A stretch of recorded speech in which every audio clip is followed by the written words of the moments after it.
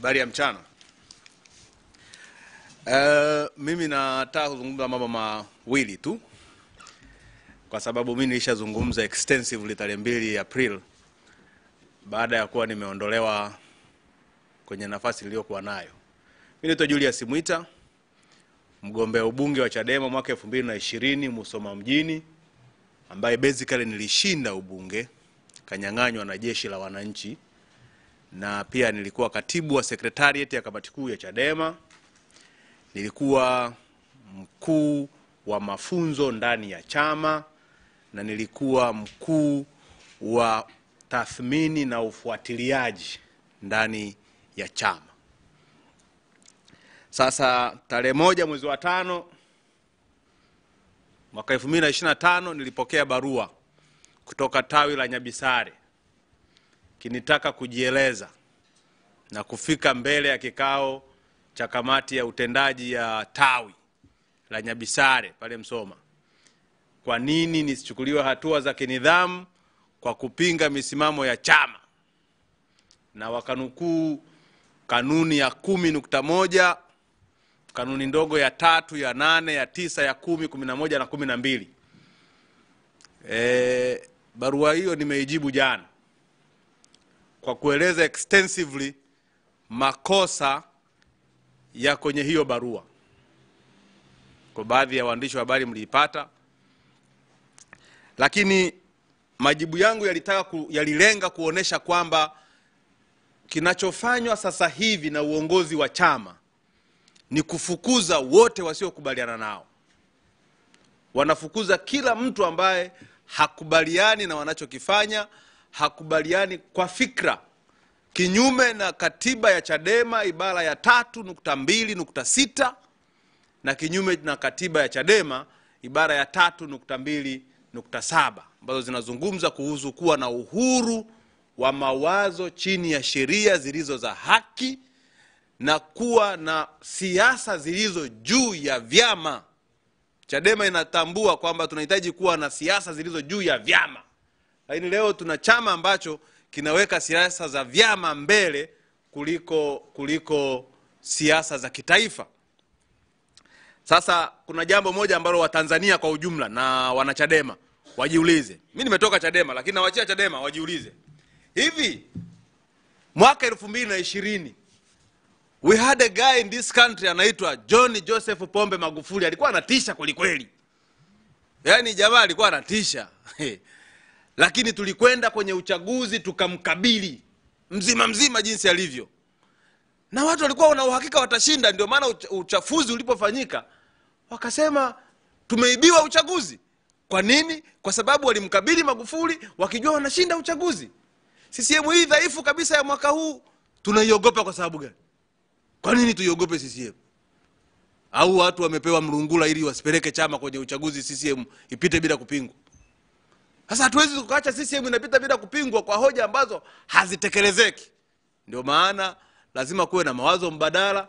Ndio maana lazima tuweke msimamo ambao unashabihisha kila ambacho Watanzania kwa ujumla wao wanakifikiria. Mawazo ya Tanzania yalialign pamoja na mawazo ya Chadema kwa sababu tulifikiri pamoja kuiondoa CCM madarakani. Huwezi kuiondoa CCM madarakani kwa kukimbia uchaguzi.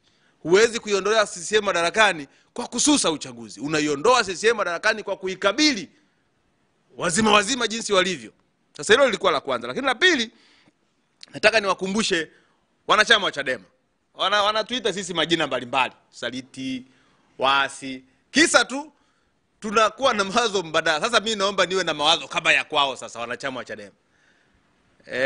Wakati wanaomba kura mwenyekiti wa chama wa sasa, kati akiwa makamu mwenyekiti na makamu mwenyekiti wa chama bara sasa hivi ambaye alikuwa mjumbe wa kamati kuu wakati ule, walitumia hoja inayoitwa ruzuku kushuka majimboni. Wakasema wao wakiingia madarakani watashusha ruzuku majimboni. Katika uongozi uliopita kabla yao tulijenga spirit ya watu kufanya kazi za chama kwa mtindo wa kujitolea. Lakini wao wakasema hakuna kujitolea, tutaleta hela 100,000 kila jimbo kila mwezi. Tarehe 2 mwezi huu tarehe 2 mwezi wa 5. Nyinyi waandishi wa habari mnafanyaga siku 100 za mtu aliyekaa madarakani, sio? Tarehe 2 mwezi wa 5 2025 zilitimia siku 100 za uongozi wa walioko madarakani Chadema. Mbona mjaufanyia analysis siku 100? Wamefanikiwa nini? Hawajafanikiwa nini? Nini wameweza kuinstitute? Nini wameshindwa kuinstitute? Moja ya vitu walivyoshindwa kuinstitute ni kushusha ruzuku majimboni. Waliahidi, wakasema wana maono makubwa ya kushusha shilingi 100,000. Makatibu wa majimbo wa nchi yetu wa ndani ya chama wanasubiri 100,000 na sasa hivi wameshindwa ngoja niwaambie, walikuwa viongozi wote walikuwa wanaziara kanda ya kusini, no reform no election. Walipomaliza, actually mwenyekiti alipokamatwa kule Mbinga, ilikuwa waende magharibi. Kwa nini hawajaenda magharibi? Wakakimbia kuja Pwani. Sasa hivi wamekimbia tena, wamekwenda Victoria. Watu hawataki kuchanga, wanasema leteni ruzuku 100,000. Mimi nimewakumbusha hata jana kwenye Twitter yangu. Kaambia mwenyekiti, makamu, uliahidi laki, uliondoa spirit ya watu kujitolea kwa kuahidi laki kila jimbo kila mwezi. Watu wanasubiri 100,000 na mimi nasema, wakanitukana, wanamwaga matusi. Jamaa wanamwaga matusi hao, wakati ukiwagusa tu yaani unakutana matusi yamekaa hivi, kama unakuta wako standby, wanaambiana Mwita ametweet huko, wanakimbia wanakuja kutukana matusi. Kama mnaweza mkapita kwenye hawajibu hoja. Jana mwingine anasema Mwita umenenepeana sana. Sasa mimi nikinenepa wewe unakuaje? Yaani unapata shida mimi nikinenepa? Si nimeachana, mmenifukuza makao makuu ya chama, sasa nakuwa sifikiri mambo ya nchi, nakuwa nanenepa, nakula vizuri, nakaa na mke wangu na enjoy maisha. Si ndio vizuri? Hata unasema umenenepa, unaumia. Yaani wafikiria wanaumia hata mtu kunenepa. Jamaa walivyo, yani walivyo wanaumia mtu kunenepa. Wanasema hii ni mbaya, hatujui kuwa na Chadema ya namna hii. Na anayesema hivyo mdogo wake makamu mwenyekiti. Na mimi nimeweka hoja tu pale, pelekeni ruzuku majimboni. Anakuja kusema umenenepa sana, huna akili. Sasa haya mambo hatuwezi kuyakubali. Haya mambo ni lazima tuyaweke hadharani, watu wayajue, na mjue nyinyi waandishi wa habari wa Tanzania na wanachama wa Chadema, msiende tu. Katiba ya nchi yetu imeturuhusu kuwa na mawazo. Katiba ya chama chetu imeturuhusu kuwa na mawazo na fikra tofauti.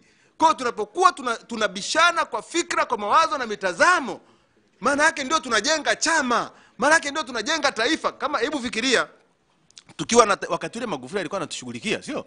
Kwa sababu tulikuwa tunambishia, Magufuli alitushughulikia kweli kweli. Sasa tukiwa na nchi hiyo ya kushughulikiana, tuwe na familia ya kushughulikiana, tuwe na mtaa ambao tunashughulikiana. Wewe ukinyanyua mkono tu unapigwa rungu, hiki kimekuwa hivi unapigwa rungu. Sasa mimi ngoja niwe na mawazo kama yako, pelekeni ruzuku majimboni. Asante. Mheshimiwa John Mrema. Ngoja nimalizie, nimeondoka Chadema. Waliokuwa wanafikiri watanifukuza